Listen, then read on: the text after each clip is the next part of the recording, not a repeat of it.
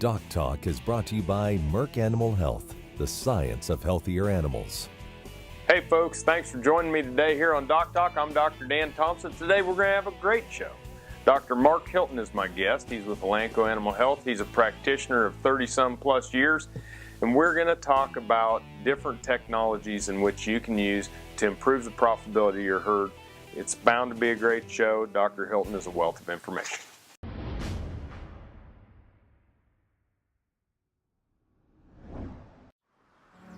As dependable as the sunrise, in dairy parlors, open pastures, on ranches and feed yards across America. A place where reputation is more than a name, where the science of healthier animals is a way of life. It's the responsibility that drives who we are and what we do. Every decision, every day. It's your livelihood and our responsibility. Closed captioning brought to you by Vet Gun with Amel and new AMA Abamectin Vet Caps, the 1-2 punch against hornfly resistance from AgriLabs.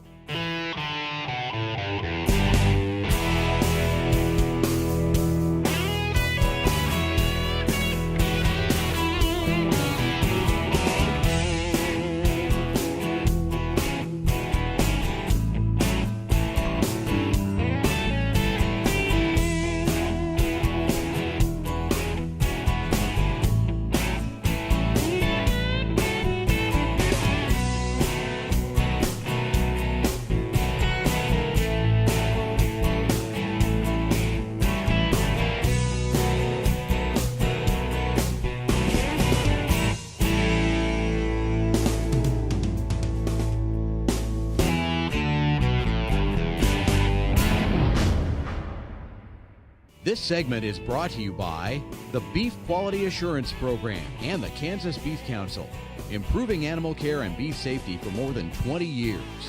Hey folks, welcome to Doc Talk. Dr. Hilton, thanks for joining us. You bet. Folks, we have Dr. Mark Hilton here, who's a veterinarian.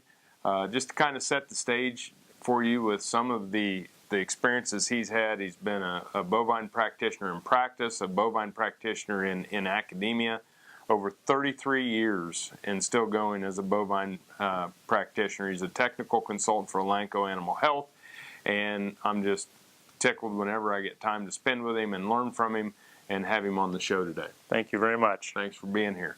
And so, Dr. Hilton, what we're going to talk about are using steroid implants and ionophores and how we can incorporate those into our herds and how we can utilize them. Right. So in the feedlot industry, about 90 to 95% of all feedlot cattle get a hormonal implant to increase average daily gain and help feed efficiency on those cattle. And the implant builds muscle mass. That's what it does for those cattle. And so it's well-utilized technique. You know, has great appeal out in the feedlot industry. In the stocker industry, we see a fair amount of use also. Where I see the situation that we could do better is in the suckling calves. In our nursing calves, if that calf is a steer, he needs to have an implant in his ear. Our research and everybody else's shows that a low-dose implant, so Ralgro, Synovex C, Component EC with Thailand, is going to give you somewhere between 15-25 pounds of extra weaning weight on those calves at a cost of about $1 to $1.25. So I always say to producers, okay, go to the bank, take them $1.25. 100 days later, go back to the bank and say, I would like my $25. And they'll laugh at you and hand you $1.25 and a half, right? Right. And so it's a technology that's very safe, well studied out in the field, and I'll give you some statistics on it later. But it's something more people need to be using. Now, you don't want to implant bulls; they're going to be kept for bulls. Even if you're not going to keep them for bulls, if you put an implant in the ear, the testicles need to be out because it scars the testicles in and makes it a problem. But replacement females, talk to your veterinarian.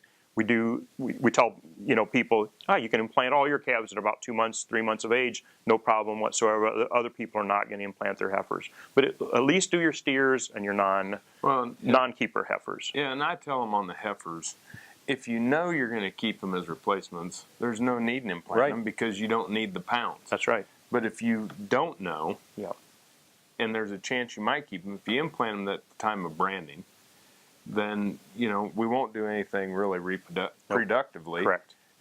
And if you decide to sell them, you have the added pounds. That's correct. So it's kind of a, you know, if you know what's going to happen, then it's pretty easy to work with your veterinarian and get that figured out.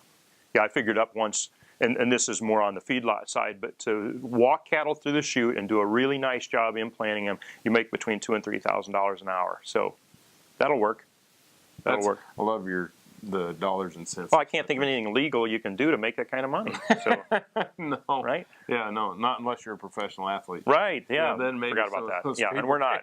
No, we're not. Yeah.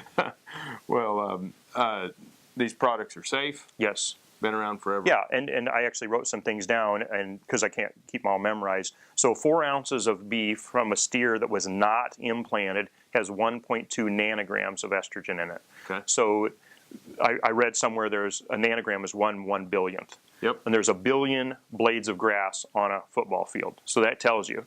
So there's 1.2 blades of grass out there that are estrogen on a non-implanted. Now, if you implant the steer, it goes up to a whopping 1.6 nanograms. All right. Now I want to keep 4/10. I want to keep them in suspense Yes. because I know you have other foodstuffs here. I do. When you come back, we're going to tell you then how that relates to other feedstuffs or foodstuffs. Right. For us. Human foods.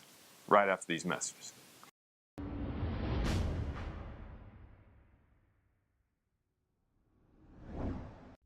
Hey folks, Dr. Dan here. Thanks for joining us for our Cattle First Minute as sponsored by Boehringer Ingelheim Vet Medica. And you know, today's Cattle First is talking about how to run a squeeze chute. And a lot of times when we run a squeeze chute, it's raise the tailgate, drop the tailgate on the head of the one behind, let the calf run through and ricochet off the front of the chute. And there are just some things that we can do to decrease injuries in the chute of the cattle. Make sure that we use the sides effectively to catch. If you have a hydraulic chute, that we use the sides.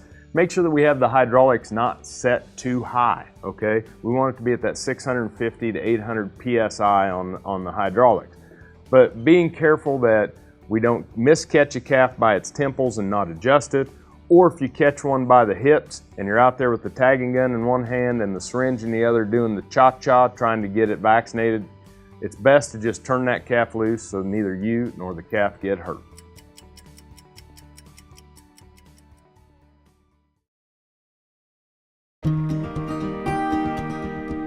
When you're in the cattle business, no matter how much it's a business, it still starts with cattle. It's this basic notion that sits at the core of how we approach things at Boehringer Ingelheim. We understand when you put the cattle first, it just naturally leads to doing the right things. If you want to do well in this business, you start by doing right. Take care of the cattle, and they'll take care of you. Valley Vet Supply is devoted to providing information and professional quality products at reasonable prices. Valley Vet Supply. This segment brought to you by the new Hired Hand Portable Cow Sprayer. For more information, visit cowsprayer.com. Hey folks, welcome back to DocTalk. Dr. Dan Thomson and Dr. Mark Hilton here, and we're talking about steroid implants. And as we left, 1.2 nanograms in the non-implanted steak. Yep. From the steak from 4 the ounces. Right. 4 ounces from non-implanted steer, and 1.6. Yes. And you said a nanogram, 1/100000th of a gram. blade of grass on a football field. Correct. So less than a blade of grass. Yep. All right. Difference. Right. All right. Between implant and non-implant. Right. All right. Here we go. Cabbage. Yep. 4 ounces of cabbage. 2,700 nanograms. Okay. So now, folks, we're talking about going from 1.2 to 1.6 by using a steroid implant in 4 ounce steak. And you get 2,700 when you're getting your corned beef and cabbage. Right. 2,700 nanograms from 4 ounces of or grandma's coleslaw or whatever. Yeah. So in perspective, you would have to eat 422 pounds of beef from an implanted calf to get the same amount of estrogen in 4 ounces of cabbage. So 422 pounds. And so to really make you think about it, an adult male produces 168,000 nanograms of estrogen a day. So that's the same as eating 26,250 pounds of beef, or 288 pounds or 288 years worth of beef if you eat 4 ounces a day. So the word insignificant comes to mind as far as what the hormone implant does to the level of estrogen in the beef. Yeah, it's just crazy. And you'll hear the media say, well, there's 150% the estrogenic activity in a 4-ounce steak from an implant steer versus non-implant. Yep. They just won't tell you it's a blade of grass on a football field. Right.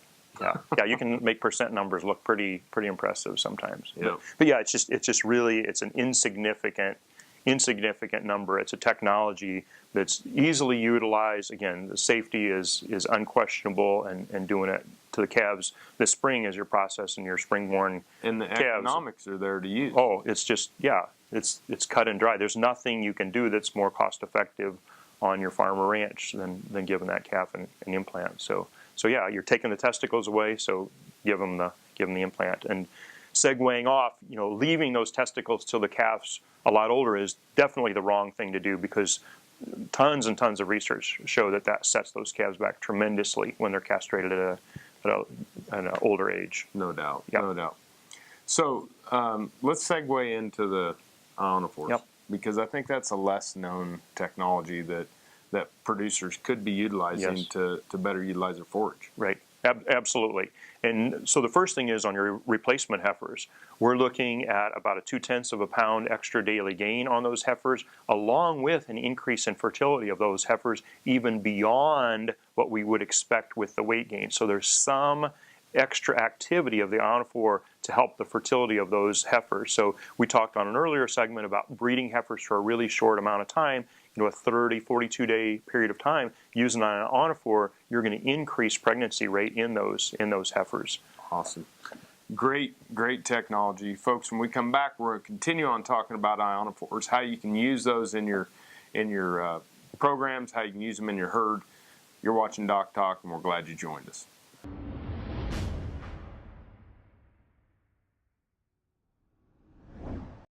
It's easy to spot the man who uses Synanthic. With lower volume and less waste, Synanthic steps up your deworming routine. Get more deworming with less dewormer at Synanthic.com.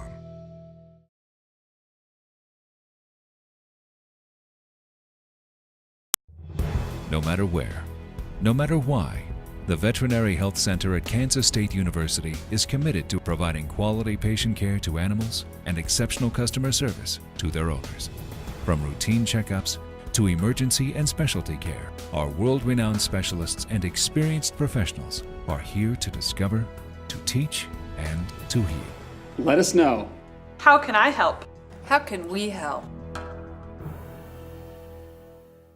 When it comes to stopping hornflies, cattlemen love their Vet Gun. Today they love it even more because Vet Gun now has a 1-2 punch with 2 VetCap insecticides. New AIM-A abamectin can be used in rotation with AIM-L for effective in-season control. Each delivers a unique mode of action to manage hornfly resistance. So start your in-season rotation program with AIM-L and new AIM-A abamectin VetCaps from AgriLabs. This segment is brought to you by the Beef Quality Assurance Program and the Kansas Beef Council, improving animal care and beef safety for more than 20 years. Hey folks, welcome back to DocTalk. We're blessed to have Dr. Mark Hilton here with us today talking about technology and its use in the cow herd. And we've been talking about implants, started to talk about ionophores, and it makes some sense to use ionophores when we're utilizing those in our replacement heifers, trying to utilize forage, trying to improve rates of gain, time to puberty, things of that nature, right? Yep. Yeah, so the ionophores, what they do is they change the chemical nature of what the cow's digesting, and they actually squeeze more energy out of every bite that they eat. So it's a great thing for the environment too, because the cow actually eats less and gains more weight from using the ionophore. A place where we don't see enough use is in the cow herd during the wintertime. So when we're feeding our cows during the winter, I talked about the ionophores earlier for feeding the replacement heifers. So Bovatec, Catalyst, Rumensin are all approved for those heifers. On the cow herd, Rumensin is the only one that's approved for cows, between 50 and 200 milligrams per head per day. and the results consistently show between 5 and 10% improvement in feed efficiency at a cost of about 2 cents per cow per day. So if your ration's costing you $2 per cow per day, you spend 2 cents on Rumensin to make you 20 cents. So a 10x return on your investment on that cow. So hay is short, got Rumensin, your hay lasts longer. If you've got plenty of hay, now you're going to have carryover of hay. You know, if you're feeding them distiller's grain or something like that, you don't have to feed them as much because the Rumensin is going to come in and help you by about a 10% feed efficiency. And when you look at taking something that's maybe not a starch-based supplement, you know, obviously there's a little starch in distillers, but it's mainly the bran that's left. Having that ability to convert in the rumen the more efficient utilization by more propionate production is going to help those cows be more efficient. Right. Yeah, you're the PhD nutritionist. Maybe I should be interviewing you on this part. But no. Yeah, and you made the point, the lower the quality of feed, the more beneficial the Rumensin is, because propionate, you know, increases when they're on that low quality forage from acetate to propionate. So even, you know, in our feedlot rations, the more we feed them a backgrounder type of a ration, the more bang for the buck we get out of the ionophores. Yeah, we're using, a lot of times when we're up on finished rations, we're using ionophores to modulate intake. Absolutely. And to stop some of the digestive disorders. When we get into that lower quality, and it's not really low quality, it's just more cellulose, where there'd be more acetate production, we get more bang for our buck from a product like that. And it makes perfect sense to me that utilizing them on cow herds or utilizing them on grass diets is going to be a good place. Yeah, a 10-to-1 return. I mean, you can't beat it. That's excellent return. It's better than most. Yes, yeah. And you know, I really consider myself an environmentalist. Do you? I mean, are you an environmentalist? You care about the soil and the health of the environment? No, I mean, I didn't think I was going to like. But the environmentalist community is against things like implants and ionophores, where actually they're very positive for the environment because they allow us to utilize lower quality feedstuffs and less of them to produce the beef that we want to produce for the population. So you bring up some great points, and I think that then a lot of these people that are activists are just for or against whatever somebody with a megaphone tells them without thinking. But let's take a break. It's great information, great show. Thanks for joining us. Dr. Mark Hilton will be back.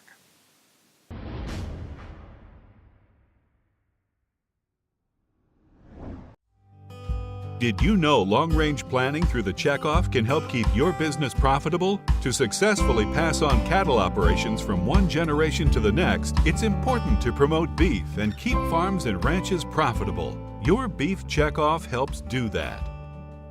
We're Jurger's Cattle Company, cow-calf operation primarily, with a small replacement heifer operation. We started our operation in 2012, but we expanded on my father-in-law's operation, who started in the 70s, and built off his expertise and his knowledge, and have taken and grown it to what it is today.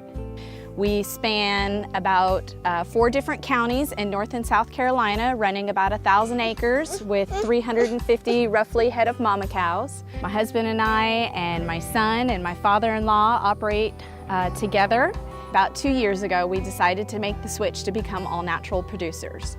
And what that means is it's a certain standard of quality and life for not only the calves that become part of the food source and the meat itself, but the cows also. Beef checkoff is important for our operation in a twofold way. First is marketing, creating a customer for us. We sell directly to feedlots, but our end game is the consumer. We want to create a product for the consumer that they desire, that they want to go back to the supermarket or steakhouse and they want more beef.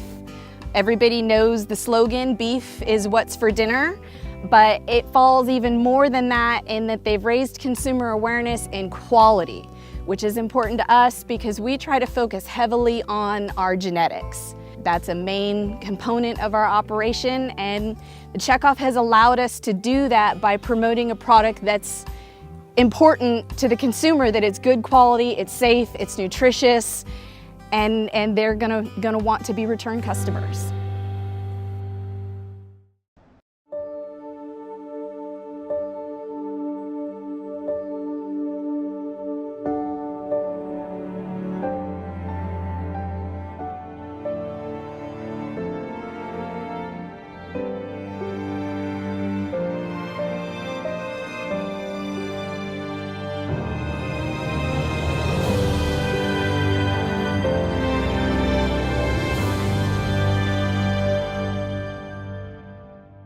When it comes to stopping hornflies, cattlemen love their vet gun. Today they love it even more because Vet Gun now has a 1-2 punch with 2 VetCap insecticides. New AIM-A abamectin can be used in rotation with AIM-L for effective in-season control.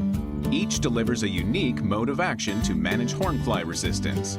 So start your in-season rotation program with AIM-L and new AIM-A abamectin VetCaps from AgriLabs.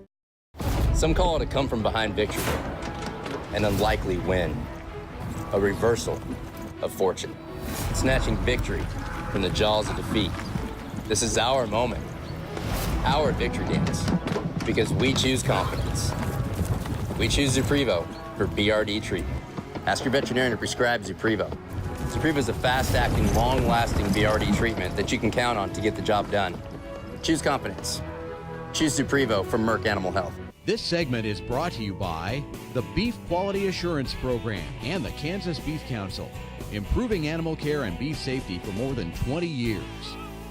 Hey folks, welcome back to DocTalk. We're having a great show here with Dr. Mark Hilton, veterinarian. He's with Elanco Animal Health, but he has been a veterinary practitioner for 30-some years, whether it was in Eastern Iowa or at Purdue University. He's just been a great role model, friend, mentor to a lot of us here in the beef industry, and it's fun to learn from him. And this is something you and I are both pretty passionate about, is using these technologies, keeping these technologies, affordable food, but also the environmental impact. Absolutely. And your mention of affordable food, that's what it comes down to. We're trying out here in agriculture to produce a great product for the population at a low cost. The United States is the lowest cost food producer in the world. People spend less of their income on food than any place else. And these technologies that we have help us to do that.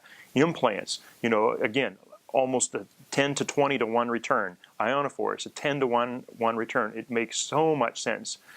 We would have, if we didn't have these technologies, now we need more livestock. Population's growing, right? We have to feed more people over the next 20, 30 years. The population's supposed to hit 9 billion people in 2050. Utilizing these technologies let us produce food at a lower environmental impact. And I just wish the public that wasn't in agriculture understood more of what we're doing. We're trying to do what's best for the environment, what's best for the population, Big time. Every farmer and you talk to them, when you start talking to them about when they're gone, what's going to happen to this ranch or this farm, they have some pride in their heart talking about they want to leave it better for the next generation. Yep. And, these technologies allow them to produce food and leave things better for the next generation. Well, and you think about, no habitat, no cows. Right. And so nobody cares more about the habitat than those of us that live on the ranch or that's producing these. I'll go back to ionophores. It also there is actually another reason we use them besides performance. Coccidiosis. Correct. Yeah, and in our young calves, again, it's a big problem in stocker type calves and early feedlot calves, coccidiosis. And yeah, the ionophores should absolutely be in those feeds. And for our dairy producers that are out there watching, absolutely, having an ionophore, because the dairy calf is a lot more likely to get coccidiosis because of that confinement situation that they live in. And I kind of threw us out of kilter there, but let's go back to the feeding the world and things to that nature. But we're producing more pounds of beef per head today than we ever have. Correct. And if we lose these technologies, more cattle have to be used. Right. Yeah. Yeah, it doesn't make any sense. I would say, the consumers out there with their 2017 model cell phone telling a farmer to act like it's still 1958, and I don't get that. It doesn't make any sense. That is for sure. All right. Well, folks, Ionophores implants, safe, great technology, help you be more profitable, but more importantly, help us protect the environment, help us to produce food so that we can help people that want to put it on the dinner table can afford it. You're right. Thanks for being here today. Thanks for watching DocTalk. Remember, always work with your local veterinarian. And if you want to know more about what we're doing here at DocTalk, find us on the web at www.doctalktv.com. Dr. Dan Thomson, Dr. Mark Hilton, we'll see you down the road. Closed captioning brought to you by VetGun with Amel and new AMA Abamectin Vet Caps, the 1-2 punch against hornfly resistance from AgriLabs. For more information about this program or previous programs, go to DocTalkTV.com. DocTalk was brought to you by Elanco Animal Health, the science of healthier animals.